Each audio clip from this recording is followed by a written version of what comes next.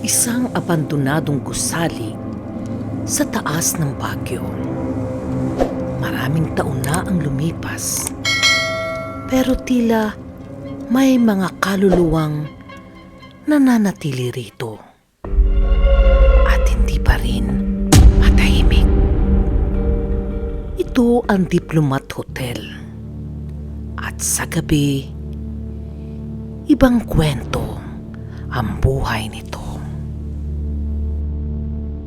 Noong 1913, itinayo ang gusaling ito bilang isang retreat house para sa mga paring Dominikano.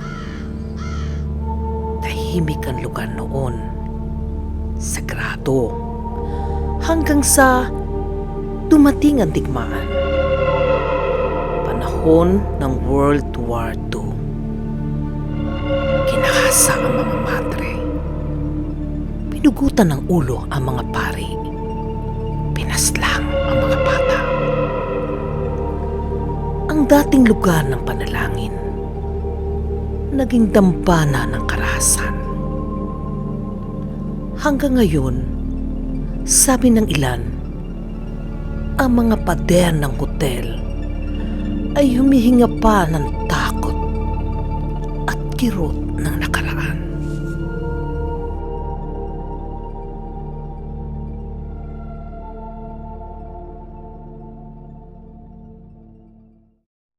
Si Aling Nora, matagal nang nagtitinda malapit sa hotel, ay minsang nilapitan ng batang lalaki. "Nasaan po ang nanay ko?" tanong ng bata.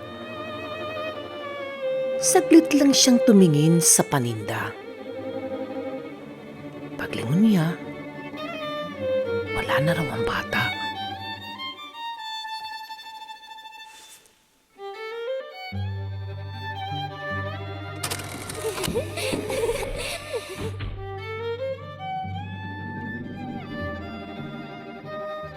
Sa gabi, may mga grupong tahimik na pumupunta rito.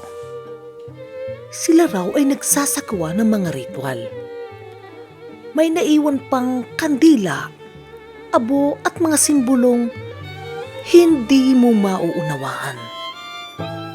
Isa raw sa kanila, hindi na muling nakapagsalita matapos ang gabi ng seremonya.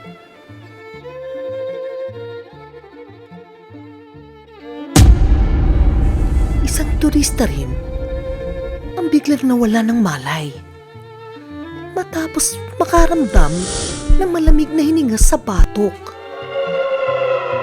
At nang lingunin niya para alamin kung sino, wala namang tao sa likod niya.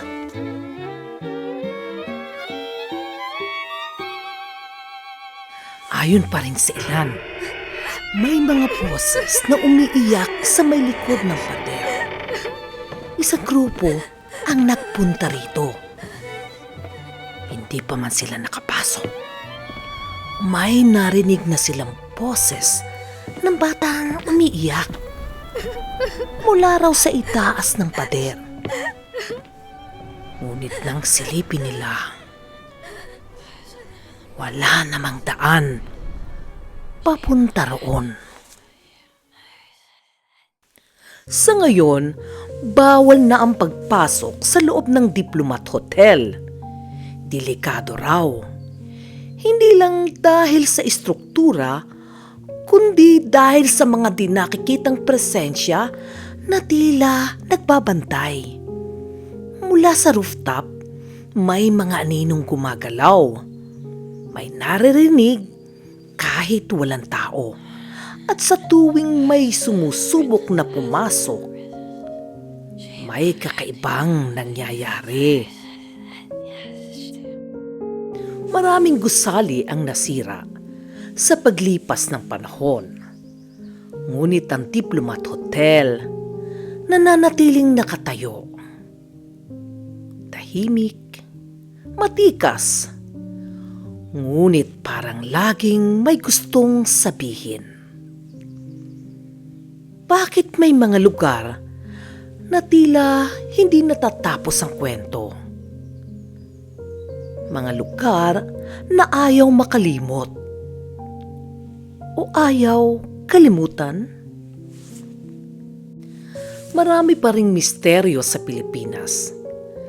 Mga gusaling puno ng alaala at aninong tila sumusunod. Ang Fort Santiago, ang Clark Air Base, ang Laperal White House.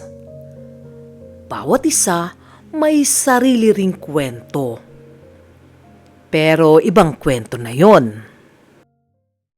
Eto si Dear Charot na nagsasabing, subscribe my channel, like, comment, and hit the notification bell kung gusto mong sumama sa susunod kong pagbisita sa mga lugar ng hiwaga at lagim.